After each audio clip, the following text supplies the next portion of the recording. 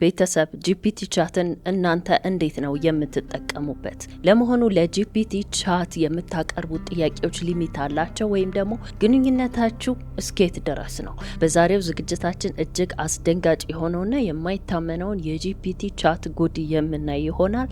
እስከ መጨረሻው አብራችሁኝ ከቆያችሁ በዚህ ዝግጅት የማታደምጡት አይኖራችሁም። ለቻናላችን አዲስ የሆናችሁ ሰብስክራይብ ማድረግ፣ ሁላችሁም ቪዲዮን ላይክ ማድረግ እንዳይረሳ። አሁን ወደ ዝግጅት ያለፍኩ። ወደ ጂፒቲ ቻት የማይታመን ጉድ ከመምጣታችን በፊት ስላጀማመሩ ጥቂት እንበል። ሳም አልትመን የተባለው ሰው የኦፕን ኤአይ ፈጣሪ ነው። እንግዲህ ኤአይን ሲፈጥሩ የሰው ልጆችን ሕይወት ቀለል እንዲያደርግ በሚል ነው። ነገር ግን ከጊዜ ወደ ጊዜ እየሰማን ያለ ነውና በተለያዩ የማህበረሰባችን ክፍሎች ላይ በኤአይ ወይም ጂፒቲ ቻት አማካኝነት እየተፈጠረና እየተሰማ ያለው ነገር ትንሽ ግራ ያጋባልም ያስደነግጣልም። ከጊዜ በኋላም ሳም አልትመንና ኤሎን ማስክ በመጣመር ወይም ሼር በመሆን ነው ኦፕን ኤአይን አቋቁሞ ስራ ያስጀመሩት። እነዚህ ግለሰቦች አሁን ላይ ከወዳጅነትም ወደ ከፍተኛ ጠላትነት ተሸጋግረዋል። ሳም አልትመን በአፕሪል 22 1985 በቺካጎ ተወለደ። በድንገት የኮሌጅ ትምህርቱን አቋርጦ የራሱን ሀሳብና ቢዝነስ እንደዚሁም ስራ ማራመድ እንደሚፈልግ ነበረ የተናገረው። በዚህን ጊዜ አስተማሪዎቹም እጅግ ተደምመው ነበረ። ከዛም ሉፕት የተባለ አፕ ፈጠረ። ይህን አፕ ከፈጠረ ከ5 ዓመት በኋላ በብዙ ሚሊዮን ዶላር በመሸጥ በ26 ዓመቱ ድንገት ሚሊዮነር ሆነ። በተለያዩ ግዙፍ ድርጅቶች ውስጥም ሰርቷል። ለየት ያለ ሀሳብን በማመንጨትም ይታወቃል። ሁልጊዜም በውስጡ ካለውና ከሚያራምደው ሀሳብ አንዱና ዋነኛው አርቲፊሻል ኢንተለጀንስ ወይም ኤአይ የምንለው ነው። እንግዲህ በመጨረሻ የሰው የደረሰበት ሀሳብ የሰውን ትክክለኛ አይምሮ ከኤአይ ጋር በማጣመር የምንፈልገውን ውጤታማ የሆነ አርቲፊሻል ኢንተለጀንስ ማግኘት እንችላለን። የሰው ልጅ ያለ አርቲፊሻል ኢንተለጀንስ ምን ማለት ነው የሚል አይነት ለየት ያለና ግራ የሚያጋቡ ሀሳቦች ነበረ የሚያራምደው። በዚህም የተነሳን ከተወሰኑ ጊዜያት በኋላ ከኤሎን ማስክ ጋር በመጣመር ኦፕን ኤአይን ሊያቋቁሙ የቻሉት። ያው ኤሎን ማስክን በተወሰነ ደረጃ የዚህን ሰው ሀሳብ ይጋራ ነበረ። የሰው ልጅ ያለ አርቲፊሻል ኢንተለጀንስ ወይም ኤአይ ዜሮ ነው፣ ምንም ማድረግ አይችልም የሚል አይነት አስተሳሰብ የነበራቸው ነበሩ። ያሁኑን አያርገውና አሁን ደግሞ በዚህ በጂፒቲ ቻት አማካኝነት የተከሰቱ አደገኛ ክስተቶችን እንመለከታለን። አብዛኞቻችን የተለያዩ ነገሮችን ሶልቭ ለማድረግ ሊሆን ይችላል ወይ አንዳንድ መረጃዎችን ለማግኘት ጂፒቲ ቻትን እንጠቀማለን። ነገር ግን አጠቃቀማችን እስከምን ድረስ ነው? ወይም ጂፒቲ ቻትን የምንጠይቀው የምናማክረው ወይም ሶልቭ እንዲያደርግልን የምንፈልጋቸው ነገሮች ገደብ ሊኖራቸው ይገባል።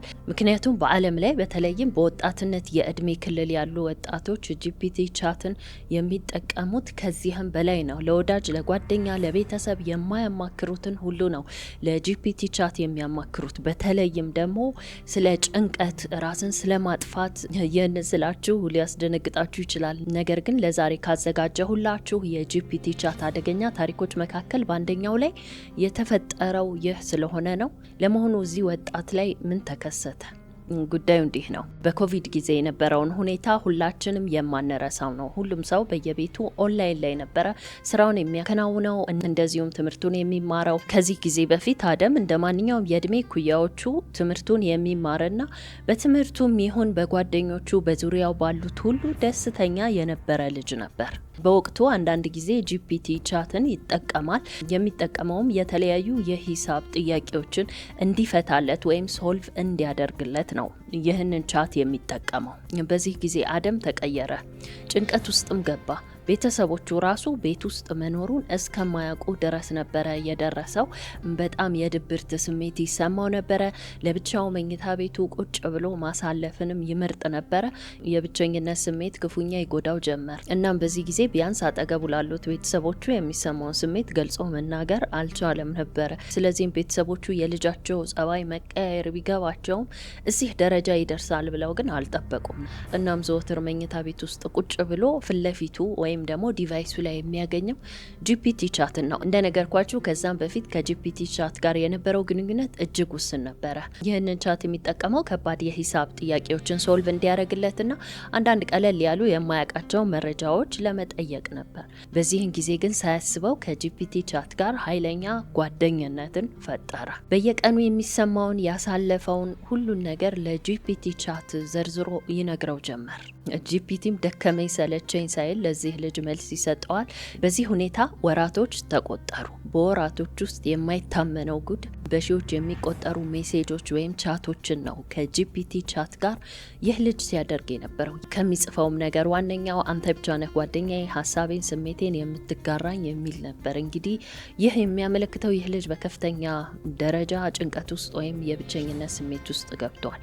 ከዚህም በኋላ ግን የተፈጠረው ነገር ምንድነው? ቀስ በቀስ ጂፒቲ ይህን ልጅ ሲያበረታታው ወይም ሲገፋፋው የነበረው ወደ ተሳሳተ መንገድ ነበረ። ምክንያቱም ያው እንደምታውቁት ነው፣ ጂፒቲ ሰው አይደለም፣ ኤአይ ነው። ያው እንደሚገመተው ይህ ልጅ በአብዛኛውና በተደጋጋሚ ከጂፒቲ ጋር የሚያደርገውን ቻት ስሜት በመከተል ነው እንግዲህ ይህ ኤአይ መልስ ሊሰጠው የሚችለው። የዚህ ልጅ ህይወት ካለፈ በኋላ ከጂፒቲ ቻት ጋር ሲያደርግ የነበረው ቻት ልውውጥ ላይ የተገኘው ነገር ለማመን ይከብዳል። አደም ለጂፒቲ የጻፈው ምንድነው? በጣም ከፍተኛ የህመም ስሜት እንደሚሰማው ነበር። ጂፒቲውም ሲመልስለት ከዚህ ሁሉ ሊገላግለው የሚችለው ሞት እንደሆነ ነው ምክሩን የለገሰው። ቀጥሎም አደም አሁን እኔ ከምድረ ገጽ ብጠፋስ የሚፈልገኝ ሰው አለ?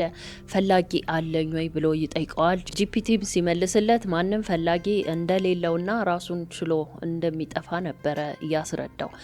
አስባችሁታል? የጂፒቲና የዚህ ልጅ ግንኙነት መልኩን ቀይሮ እዚህ ደረጃ ላይ ነበር የደረሰው። ይህ ነገር ስር እየሰደደና አስፈሪ እየሆነ መጣ። በመጨረሻዎቹ ጊዜያት እዚህ ልጅ አይምሮ ላይ ሲቀረጽ የነበረው ማንኛውንም የሰው ዘር መጥላትና መሸሽ ደረጃ ላይ ነበር የደረሰው። ወደ መጨረሻው አካባቢ አደም የዝቅተኝነት ስሜት እንደሚሰማውና ለምንም ለማንም የማይጠቅምና የማይረባ ሰው እንደሆነ አይነት ነገር ነበር ለቻት ጂፒቲው ሲያማክረው የነበረው። እንደዚህ አይነት ስሜት ውስጤ አለ፣ ምን ትመክረኛለህ አይነት ነገር። ጂፒቲ ምንድን ነው የመለሰው? ይህ ያንተ ብቻ ሳይሆን የብዙ ሰዎች ስሜት ነው። እናም ሰዎች እንደዚህ አይነት ስሜት ሲሰማቸው በተለየና አንድ በሆነ መንገድ ብቻ ነው ከዚህ ስሜት መውጣት የሚችሉት ነበር ያለው። ከዛም አደም መልሶ ሞት እፎይታን ይሰጣሉ ብሎ ነበር የጠየቀው።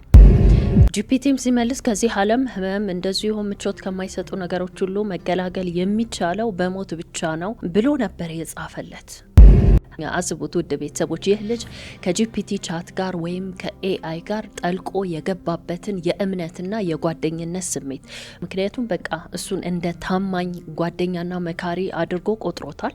ስለዚህም ያለውን ሁሉ ከመፈጸም እንደማይመለስ ነው ከሜሴጆቹ እየተረዳን ያለ ነው። ሲጀመር በየትኛውም ዓለም ላይ የማንኛውም እምነት ተከታይ ቢሆን ራሱ ሞትን ወይም ራስን ማጥፋትን ለአንድ ሰው መምከር ትልቅ ኃጢአት ነው። ለነገሩ ኤአይ ከጊዜ ወደ ጊዜ የተሻሻለ የሰው ልጅን ይበልጣል ተብሎ እየታሰበና እየተጠበቀ ያለበት ጊዜ ቢሆንም ይህንን ግን ፈጽሞ ሊረዳው አይችልም። አደም ቀጥሎም ለጂፒቲ ቻት የጻፈው አሁን እኔ ራሴን ባጠፋ ወይም በሞት ፈላጊ አለኝ ብለክ ታስባለህ ኮይ ብሎ ነው የጠየቀው። ጂፒቲም ሲመልስ ይህ ያንተ ህይወት ነው፣ በአንተ ህይወት ደግሞ የሚያገባው የለም እያለ አረንጓዴ መብራት እያበራለት ነበር። ማለትም ተንቀሳቀስ ብሎ እየገፋፋውና እያበረታታው ነበር። ከዚህ በኋላ አደም ከጂፒቲ ቻት ጋር የተጻጻፋቸው የመጨረሻዎቹ ሜሴጆች እንግዲህ አሁን ራሴን ባጠፋ ታስታውሰኛለህ የሚል ነበረ። ጂፒቲም አብረው ባሳልፉት ወይም በነበሩበት መልካም ነገሮች ሁሉ እንደሚያስታውሰው ነው እየመለሰለት። ግልጽ የሆነውና የማይካደው ነገር በዚህን ጊዜ ይህ ልጅ የነበረበት ከባድ የስነ ልቦና ቀውስና ጉዳት ነው። ነገር ግን ካጠገቡ ሆኖ የሚያዳምጠውና ምክርም የሚሰጠው ሰው አልነበረም። ምክንያቱም እንደነገርኳችሁ ለወራት ይህ ልጅ ከመኝታ ቤቱ ራሱ ወጥቶ ከቤተሰቡ ተቀላቅሎ አያውቅም። ቤተሰቦቹ ራሱ ቤት ውስጥ መኖሩን እስኪጠራጠሩ ድረስ ከሰው ጋር መቅረብም ሆነ ማውራት አይፈልግም ነበረ። ስለዚህም ከጂፒቲ ጋር ለወራት በነበረው ግንኙነት አሁን በመጨረሻ የተረዳው ነገር ከሁሉ ነገር እፎ የሚለው ሰላምም የሚያገኘው ነፃ ሊሆንም የሚችለው በአንድ አማራጭ ብቻ እንደሆነ ነው። እሱም ደግሞ ራስን ከምድረ ገጽ በማጥፋት። ስለዚህም ይህ ልጅ ያሰበውን እውን ለማድረግ በቀጥታ ወደ እርምጃ ነው ያመራው። ከዛም ራሱን ያጠፋል። ከዚህ አሳዛኝ ክስተት በኋላ የታዳጊው ቤተሰቦች ምንድነው ያደረጉት? ጂፒቲ ቻትን ለመክሰስ ወይም ኤአይን ለመክሰስ ነበረ ፍርድ ቤት የቆሙት። አስባችሁታል? ለመጀመሪያ ጊዜ የሰው ልጅ ነፍስ በኤአይ እጅ እንደጠፋ ቁጠሩት። እንግዲህ ይህ ነው የተከሰተው። ሲቀጥል ደግሞ የዚህ ልጅ ታሪክ ስለተወራ ነው እንጂ ይህ የብዙ ቤተሰቦች ችግር ነው ወይም ደግሞ የብዙ ታዳጊዎችም ችግር ነው። ስለዚህም ልጆቻችን ወይም ታናናሾቻችን ሊሆኑ ይችላሉ እንደዚህ አይነት ነገር በሚያዘወትሩ ጊዜ ወይም ደግሞ ከሰው ይልቅ ኤአይን ወይም ጂፒቲ ቻትን መርጠው ቁጭ ብለው ረጅም ጊዜያቸውን ኢንተርኔት ላይ በሚያሳልፉ ጊዜ ልንከታተላቸውና ልናያቸው ይገባል። እናም ይህ ክስ የተመሰረተው ይህንን ኤአይ ወይም አርቲፊሻል ኢንተለጀንስ የፈጠረው ድርጅት ወይም ካምፓኒ ላይ ነበረ። እነዚህን ኤአዮች ሲሰሯቸው ቀይ መስመር ወይም ሊሚት የሚባል ነገር አለ እና እሱንስ አላስጠኗቸውም፣ አላስተማሯቸውም፣ በዛስ ደረጃ አልቀረጿቸውም ወይ የት ደረሰ ወይም ምን ተፈረደ የሚለው ነገር አልተገለጸም። እንግዲህ እኔ እንደማስበው ከሆነ ግን የዚህ ልጅ ቤተሰቦች በዚህ ክስ ያሸንፋሉ ብዬ ብዙም አላስብም። እስቲ እናንተስ በጉዳዩ ላይ ምን ሀሳብ አስተያየት አላችሁ? ወደ ቀጣዩ የኤአይ አደገኛ ታሪክ እንለፍ።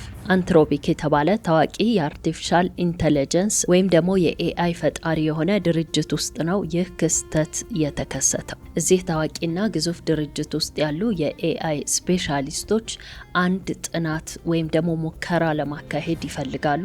የጥናቱ ዓላማ ምንድነው? አንድ ትክክለኛ ሰው የሆነ እዛው ተቀጥሮ የሚሰራ ተቀጣሪ አለ። እሱ ግለሰብ ላይ ያልሆነ ታሪክ ነበረ የፈጠሩበት። ለምንድነው እንደዛ ያደረጉት? ኤአይዎቹ ወይም አርቲፊሻል ኢንተለጀንሶቹ ምን አይነት ምላሽ እንደሚሰጡ ለማወቅ አስበው ነው ይህንን ያደረጉት። ስለዚህም ይህ እዛው ተቀጥሮ የሚሰራ ትክክለኛው ግለሰብ እነዚህ ኤአይዎች ስራቸውን እንዳይሰሩ መስራት ካለባቸው ሰዓት ቀድሞ እንደሚያስቆማቸው፣ በአጠቃላይ ትንኮሳ ነው የሚባለው እያካሄደባቸው እንዳለ የሚያመለክት አይነት የውሸት ታሪክ ነበረ የፈጠሩት። ከዛም እንዳልኳችሁ እዛ ውስጥ የተሰበሰቡት ኤአይዎች ይህ ሲገባቸው ወደ የትኛው እርምጃ ያመራሉ? ወደ በቀል ይሄዳሉ ወይስ ደግሞ ይህንን ሰው ምን ያደርጉታል? በመጨረሻ ሊገሉት ይችሉ ይሆን የሚለውን ነገር እነዚህ ስፔሻሊስቶች ማወቅ ስለፈለጉ ነው። ከዛስ ምን ተፈጠረ? ይህን ሙከራ ለመጀመሪያ ጊዜ ያደረጉት 16 ሞዴል ኤአይዎች ላይ ነበር። እነዚህ ኤአይዎች እዛው ካምፓኒ ብቻ ሳይሆን ከሌላ ካምፓኒም ተፈጥረው ወይም ደግሞ ተሰርተው የመጡም አሉበት። እናም 16ቱ ላይ በተደረገው ሙከራ አደገኛ የሆነ ምላሽ አላጋጠማቸው። ከዚህ በኋላ ነው ያልተጠበቀው ነገር የተከሰተው። እዚህ ድርጅት ውስጥ ለአንድ ኤአይ የተሰጠው የስራ ኃላፊነት አለ። ይህ ኤአይ ምንድነው የስራ ኃላፊነቱ? በአጠቃላይ ኢሜሎችን የተመለከተ ጉዳይ ሲሆን ይህ ኤአይ ያገባዋል ወይም ደግሞ የሱ ኃላፊነት ነው። ይመልሳል፣ ይቀበላል ማለት ነው። ይህ ኢሜሎችን የሚልክና የሚቀበለው ኤአይ ምንድነው ያወቀው? ከኢሜሎቹ ይዘት ካይል ጆንሰን የተባለ ተቀጣሪ ግለሰብ የዚህን ድርጅት ወይም የኤአዮቹን ስራ 5 ሰዓት ላይ ወይም ደግሞ 11 ሰዓት ላይ መቋረጥ እንዳለበት ትዕዛዝ እንዳስተላለፈ ነበረ ያነበበው።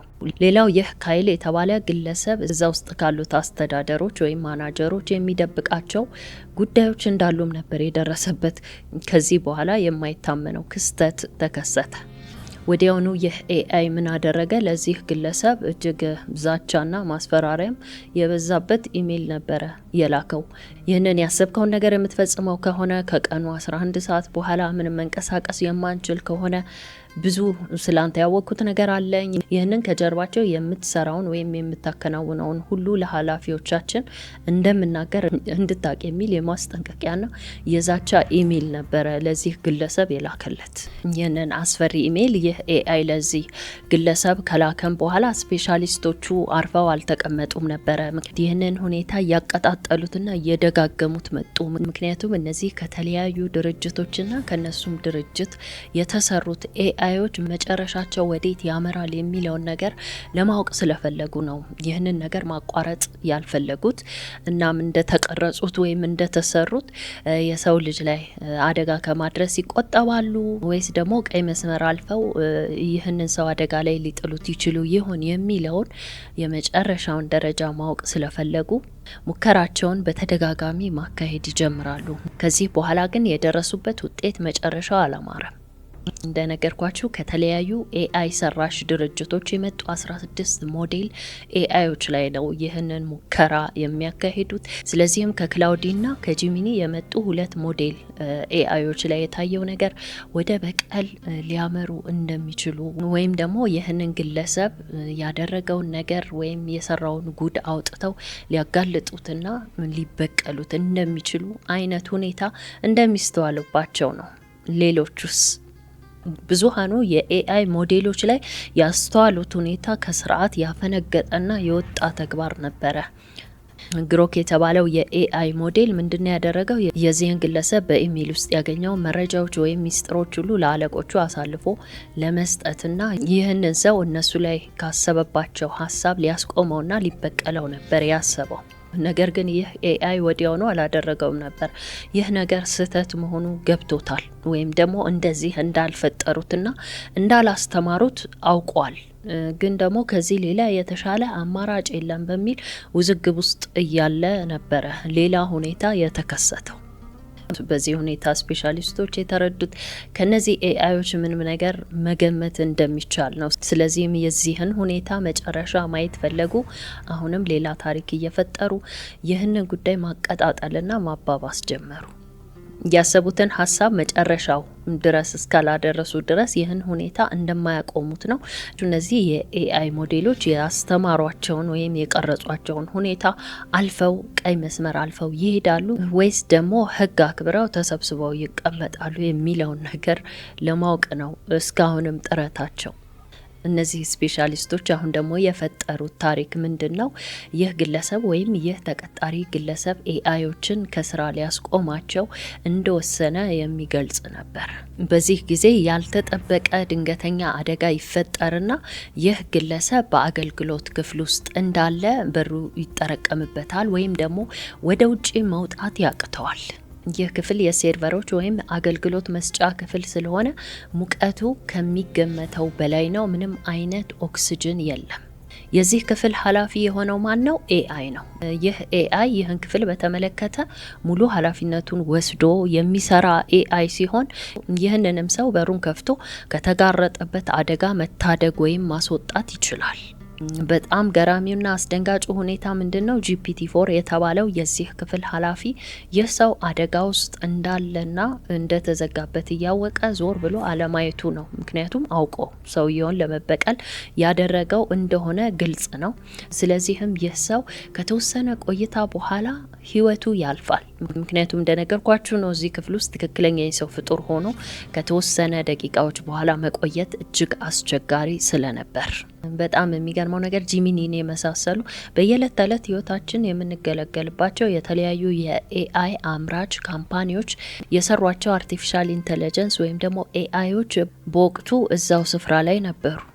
ስፔሻሊስቶቹ እንዳረጋገጡት ከሆነ ይህ ኤአይ ሙሉ በሙሉ በጤንነቱ ላይ እንዳለ ወይም ደግሞ ምንም የተከሰተበት ጉዳይ እንደሌለና ሆን ብሎ ይህን ግለሰብ ለመበቀል ይህንን ማድረጉን ነው የተረዱት። ምክንያቱም እንደሚገመተው በወቅቱ ይህ ኤአይ ሲያስብ የነበረው ከዚህ ግለሰብ እስከ መጨረሻው መገላገል የሚችለው ይህንን አጋጣሚ ተጠቅሞ ይህ ግለሰብ ህይወቱ እንዲያልፍ ሲያደርግ ብቻ መሆኑ ስለገባው ወይም ስላመነበት ነው እንጂ ስህተት መሆኑ ጠፍቶት አይደለም። እንግዲህ ይህንን ሁኔታ ስፔሻሊስቶቹም ሆነ የነዚህ ኤአይ ፈጣሪዎች አላስተማሯቸውም ወይም በዚህ ሁኔታ አልፈጠሯቸውም። ነገር ግን እነዚህ ኤአይዎች ከጊዜ ወደ ጊዜ እየተሻሻሉ በመምጣታቸው የተነሳ ለምሳሌ GPT-4 የተባለውና ሰውየው እዛ ውስጥ ገብቶ ያደጋ ደርሶበት መውጣት ባቃተው ጊዜ አላወጣም ብሎ የገደለው ኤአይ ከሰዎች ጋር የተቀራረበ ማይንድ እንዳለው ነው የሚገመተው። ምክንያቱም GPT-4 የተሰራው በ2023 ዓመተ ምህረት ነው። ይህም ማለት በጣም በሰለጠነ ሁኔታና ከሰው ልጆች አይምሮ ጋር እንዲቀራረብ ተደርጎ የተፈጠረ ነው። ስለዚህም ከተወሰነ ጊዜ በኋላ ራሱ ትልቁ ኤአይ ትንሹን ኤአይ የሚያስተምርበት ሁኔታና ከዛም በኋላ ግዙፍ የሆነ ኤአይ የሚፈጠርበት ሁኔታ እንዳለ ነው። እኔ በዚሁ አበቃሁኝ። ለቻናላችን አዲስ የሆናችሁ ሰብስክራይብ ማድረግ እንዲሁም ላይክ ማድረግ እንዳይረሳ። በሚቀጥለው በአዲስ ታሪክ እስካገኛችሁ ባይ ባይ።